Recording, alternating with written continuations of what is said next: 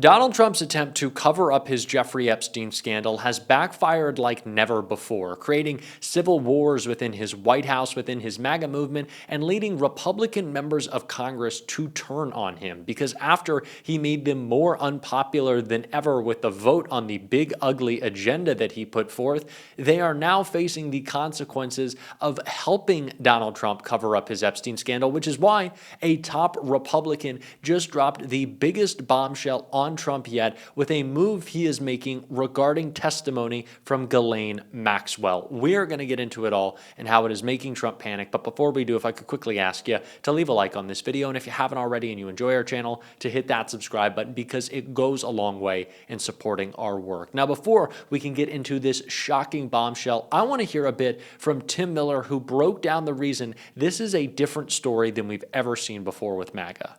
Here's why I think this one matters. Because in all those other cases, he was lying to people that he didn't need or care about. He was lying to you, to the media, to me. He was lying to Never Trumpers. He was lying to whatever. In this case, he was lying to his own people.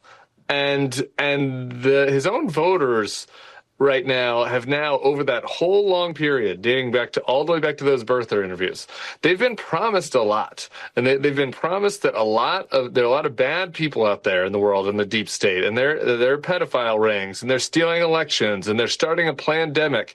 And that once he gets back in there and he gets Kash Patel at the FBI and, the whole range of characters they've seen on all their podcasts and cable shows for the last decade, they're going to finally be able to bring these people to account.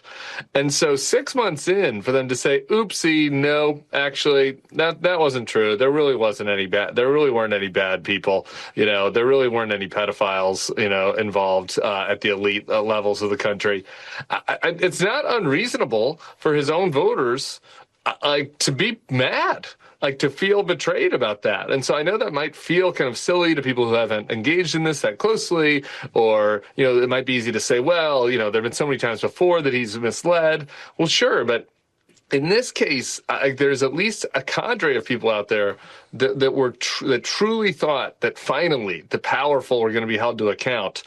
And I don't think he's going to be able to brush that aside that easily. It is so important to recognize the moment that we are in right now, because this is a different playing field for MAGA Republicans. So often they are able to go along with the lie that Trump is telling, not only because MAGA is so willing to fall into their cult-like mindset, but because the MAGA media always stays on the same message. It is either deflect, lie, or move on. And that's not happening right now. And it is why so many Republicans feeling this pressure are beginning to crack under it, especially with a new statement out from Ghislaine Maxwell that relates directly to the move a Republican just made to stun Trump. Before we get into it, though, we have to take a look at this statement. A statement from Ghislaine Maxwell's family wrote, "Our sister Ghislaine Maxwell did not receive a fair trial. Her legal team continues to fight her case in courts and will file its reply in short order to the government's opposition in the U.S. Supreme Court. If necessary, in due course, they will also file a writ of habeas corpus in the U.S. District Court SDNY.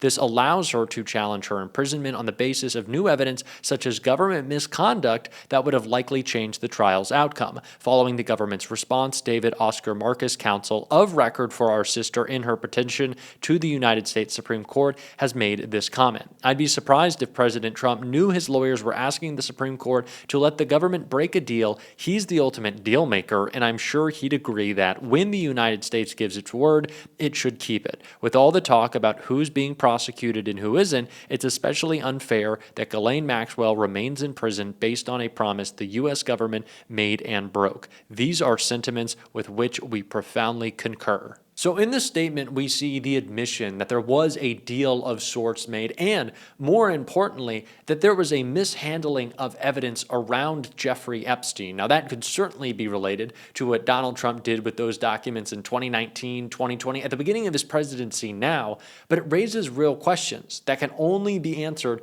by testimony from Ghislaine Maxwell, which she said she would give. Republicans have blocked until now. Republican Tim Burchett wrote, "We need to hear Ghislaine Maxwell's testimony. I'm working on a letter to Chairman Comer and GOP oversight to remove any obstacles to her testifying." In one of the biggest bombshells in this saga yet, a Republican member of Congress is trying to move to allow Ghislaine Maxwell to testify, something that Donald Trump does not want and something that Republicans are clearly afraid of. Now, there are a lot of different ways you could take this. You could think that Ghislaine Maxwell, trying to get a pardon from Donald Trump that he almost gave her in 2020, would be inclined to lie on behalf of the president. But no matter how the cards fall, this would be a huge blow to Donald Trump's attempt to just sweep this all under the rug.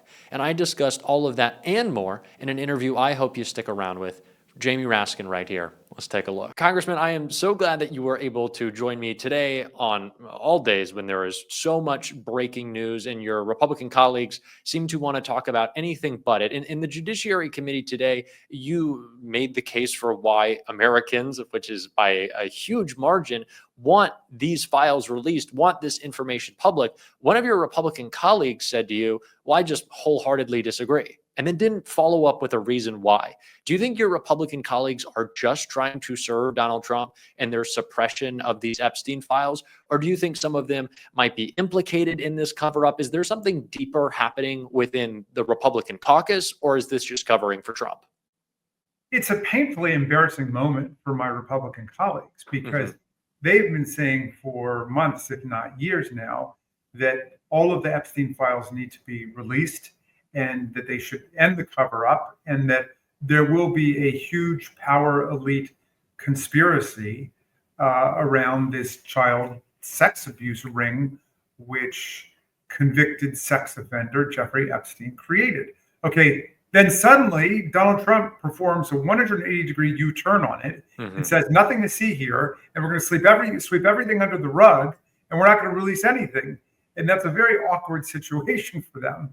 Of course, those of us on the Democratic side of the aisle are used to Donald Trump's lies and his constantly evolving and changing positions and reversals. But for some reason, this one has just exploded on the right. I think because they were so invested in it and because it wasn't just Donald Trump, it was J.D. Vance, it was Pam Bondi, the Attorney General, it was Dan Bongino, it was Kash Patel, who all were saying the same thing. They were reading from the same playbook that all of this had to become public, and there were lots of crimes that would be committed and lots of powerful people who would be exposed. And then suddenly Donald Trump is beginning to cast doubt on all the evidence, saying, no, this was really created by Obama and by Biden, and is created by Democrat lawyers and special counsels. And I mean, nobody believes any of that, but he's clearly trying to undermine the evidence if it's going to come out. He's also trying to arrange for it not to come out by saying, oh, well, I want the evidence to come out, but just the credible evidence. And Pam Bondi, who works for me, will be the judge of whether or not it's credible. And everybody can see through that. I mean, that's utterly phony. I do think that Mike Johnson said after we sent our letter and after Democrats have been demanding for the last several days that they come clean, that he favors all the evidence being released. And he also said that Epstein's associate Maxwell, who basically procured all of these underage girls and tricked them and channeled them into the service of this human trafficking conspiracy, that she should come testify. And I've got no problem with that, despite the fact that her testimony is likely to be very much not credible, precisely because she wants a pardon from Donald Trump. He can offer her a pardon. So she'll probably say whatever he wants her to say. But regardless, all of us can be the judge of the credibility of that evidence. And that's the way I feel about every single document, phone call, flight log, RSVPs to the parties at Epstein's Island and all that stuff. All of it should come forward, and we'll be a judge of its relevance and its credibility. And that's such an interesting point. And you've said so many things that I want to jump off of, but I want to start there because Donald Trump and Pam Bondi, but this is really the message from Trump himself, continue to reiterate this point that if things come out without the proper context, it could really hurt people. But the context is what's being withheld by Donald Trump. Right, for all of these logs, for all of this information to come out, and I know there's so many who say in MAGA world, at this current moment, anyone who ever bumped into the guy on the street, you can't lump in with the worst of the worst. But what we want is the context because MAGA has spent so many years making accusations, and Donald Trump himself is now doing as well, saying that it was Barack Obama or Joe Biden or James Comey. I'm surprised he hasn't decided to add you to the list after your scuffle with him a little bit back over his big ugly agenda. But you have to try to frame this in such a weird way if you're Donald Trump. It's the reason MAGA hasn't been on the same script. Either none of this stuff ever existed or it's hurtful, but Trump's not on it. What frame do you think you come to? What conclusion have you come to about this? Do you think it is that Donald Trump is implicated, as it seems like he is, and according to Elon Musk, or do you think this was more of a Pam Bondi overpromised, she exploited these stories, and now she has nothing to share? Or it could be some combination thereof. Yeah. And there are even other possibilities out there, Jack. For example, there's a lot of clues suggesting that Donald Trump could be part of it. He was good friends with Jeffrey Epstein. There are lots of photos of them together. The Trump biographer, Michael Wolff, said that Jeffrey Epstein showed him photographs of Donald Trump with underage girls, some of whom were topless. I mean, there's some explosive stuff that people have been saying over the last week or two. And Michael Wolff, of course, knows Donald Trump really well, and he interviewed Jeffrey Epstein at length. So that pushes in one direction. It's also quite possible that there's nothing else in there on Donald Trump, but that he wants to hold the evidence that's in there on different people, either because he's protecting them or because he wants to use it as leverage against them for some other reason. Who knows, right? All of those things are possible, and it's just conjecture and speculation at this point. That's why we need to bring it forward to try to tell a fuller story and have people come and testify about what it is that they knew. That's why we sent a letter, the Democrats on the Judiciary Committee today sent a letter to Chairman Jordan saying we need to have a bipartisan, objective, dispassionate hearing on this, the kind that we did on January 6th, where we interviewed more than 1,000 people. We had every conceivable document in the world. The whole world can see exactly what we found. Everything is meticulously cited and documented, and nobody's laid a glove on it except they've thrown conspiracy theories at it. So we got to get away from the conspiracy theories and try to get to documented facts and real evidence. And your point is right.